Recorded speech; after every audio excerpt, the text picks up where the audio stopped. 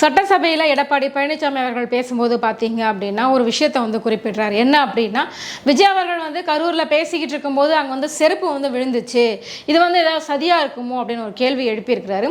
அதற்கு வந்து ஸ்டாலின் அவர்கள் என்ன பதில் சொல்லியிருக்காங்க அப்படின்னா, அங்கே நிறைய பேர் தண்ணி தாக்கத்துக்காகவும் மயக்கம் போட்டு நிறைய பேர் விழுந்திருந்தாங்க, நிறைய பேர் உயிருக்கு போராடிக்கிட்டு இருந்தாங்க.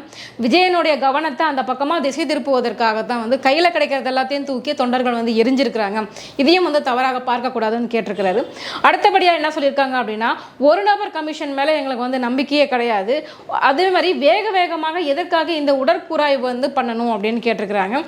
ஒரு நபர் கமிஷன் அமைச்சது உண்மையை வெளிக்கொண்டு வருவதற்காகவும் கரூரில் என்ன நடந்துச்சு அப்படிங்கிறத எக்ஸாக்டாக தெரிஞ்சுக்கணும் அப்படின்றதுக்காகவும் தான் அந்த ஒரு நபர் கமிஷன் வந்து அமைக்கப்பட்டிருக்குது. இன்னொரு விஷயம், உடற்கூராய்வு தள்ளி போகும் பட்சத்தில் அங்கே நிலைமை இன்னும் மோசமாகக்கூடும், ரொம்ப சென்சிட்டிவ் ஆகக்கூடும் அப்படிங்கிறத கருத்தில் கொண்டு தான், அதுவும் பாதிக்கப்பட்டவர்கள் இன்னும் மனவேதனை அடையக்கூடாது, சீக்கிரமாக அவங்களுடைய உறவினர்கள் உடல்கள் வந்து அவங்களுக்கு கொடுக்கணும், அந்த நோக்கத்துக்காகவும் தான் வந்து உடற்கூராய்வு வேகமாக நடத்தப்பட்டது அப்படின்ற பதிலும் சொல்லியிருக்காரு.